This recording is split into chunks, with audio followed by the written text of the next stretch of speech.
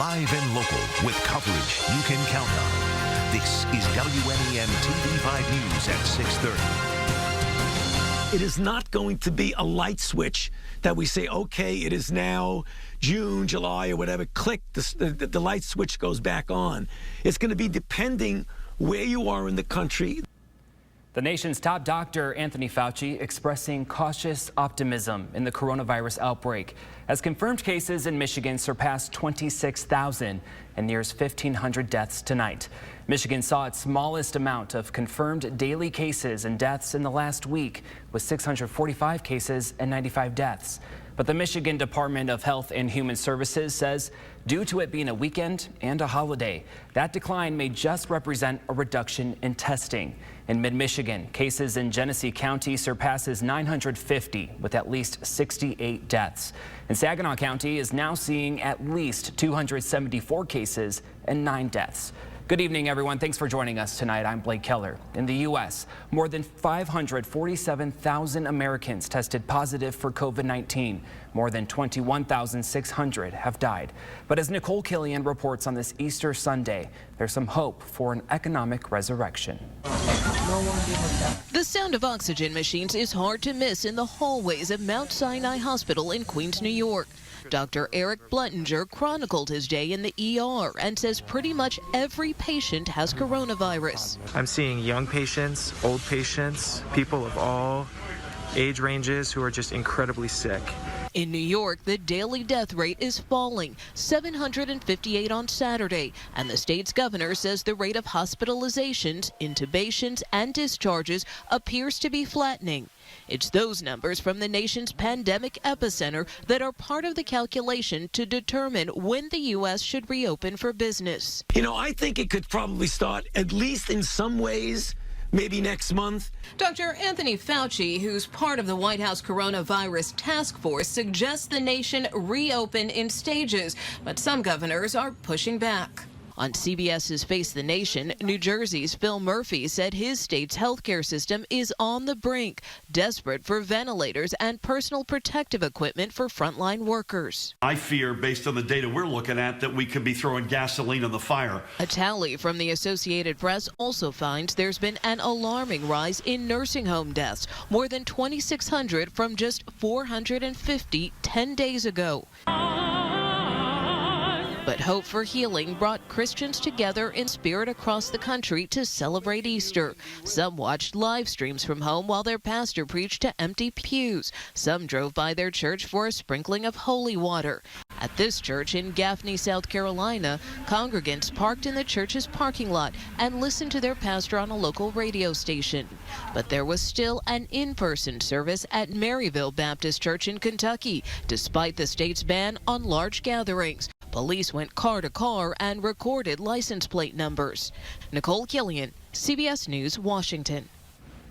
Now, with everyone staying inside, many are spending more time with their furry family members.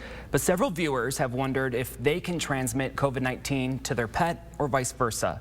Tonight, TV5's Scott Wolchek spoke with a local veterinarian who says pets can't directly infect you, but they could still spread the virus. COVID-19 spreading by the thousands. Even a tiger at the Bronx Zoo tested positive. So if some animals can get it, you may be wondering, what about my pets? There has been evidence in a couple of domestic cats and in the tiger in the New York Bronx Zoo that very rarely the virus looks like it can infect the animal and cause some symptoms. It does not seem that it takes very well, and it's the very rare odd case. Dr. Dan DeCicci is a veterinarian with Fohi Animal Hospital in Clio. It says even in those rare cases, there is some good news. Because the virus can live on solid surfaces, theoretically, you could cough or sneeze onto your dog's collar, onto its food bowls, onto its dishes. There is a potential mode of transmission there, but that's with any solid surface. So if you do show symptoms or test positive, the recommendation is to let somebody else care for your pet in the meantime. If that's not possible, if you live at home or if it's your only pet or it's a service dog, then that owner should wash their hands. They should not hug and kiss and get intimately close with their pet. Scott Wolchek, WNEMTV5. Well, some good news for unemployed Michigan workers. Self-employed, low-wage, gig workers, and 1099 independent contractors are now eligible to apply for pandemic unemployment assistance. That's beginning tomorrow at 8 in the morning.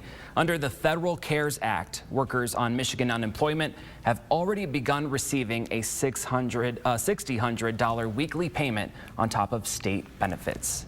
And happening tomorrow afternoon, Governor Gretchen Whitmer, the state's chief medical executive Dr. Joan A. Caldoun, and the Department of Labor and Economic Growth Director Jeff D'Onofrio will give an update to the state's response to COVID-19.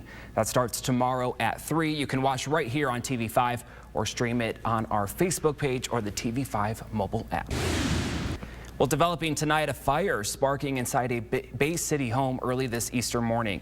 The Bay City Department of Public Safety fire units responded to the fire just after 5 to the 500 block of South William Street. When crews arrived, heavy smoke was coming out of the back of the residence. Units were able to extinguish that fire. No one was injured. The fire marshal is investigating the possible cause. Our TV5 crew on scene spoke with the homeowner, who said his son is on a feeding and breathing tube. Those machines were both lost in that fire. While still unfolding, a woman in critical condition after being shot in Flint. Police responding to an incident on Green Street last night around 7. The woman was transported in critical condition to Hurley Hospital with a gunshot wound. Police say they do have a suspect in custody. Anyone with information about the shooting is asked to contact Crime Stoppers at the number there on your screen. We're also working to learn more about a 2-vehicle crash in Saginaw. This was the scene around 8 last night. It happened at Washington and 24th Streets. No word yet on any injuries or what led to that collision.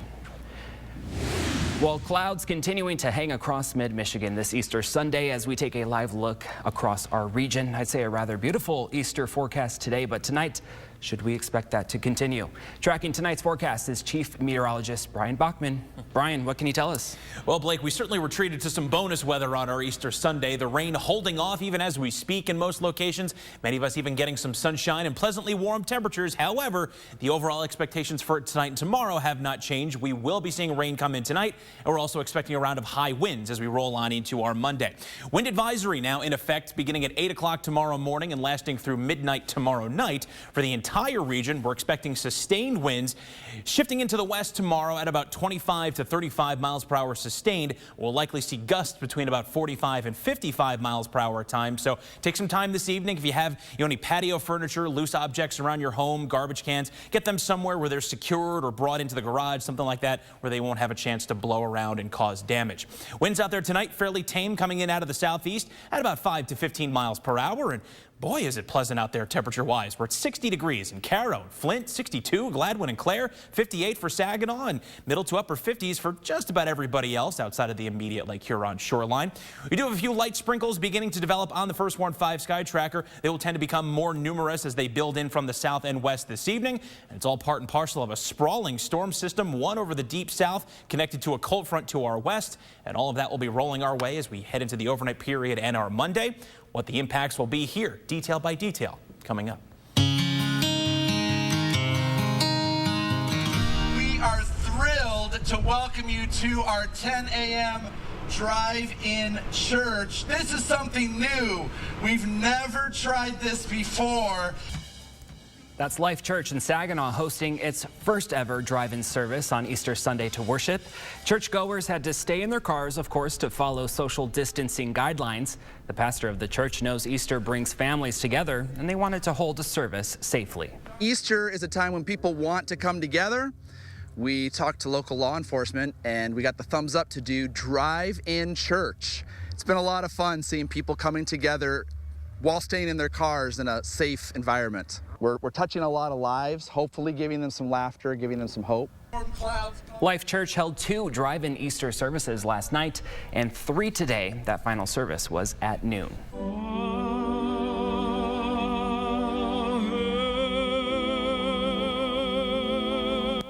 And famed Italian opera singer Andrea Bocelli wowing fans around the world on this unusual Easter Sunday due to the pandemic. Like most, churches in Milan's Duomo is closed to the public. However, the brilliant tenor took to the stage in the iconic cathedral to perform a special audience-free concert. The event was live streamed on YouTube for fans across the world.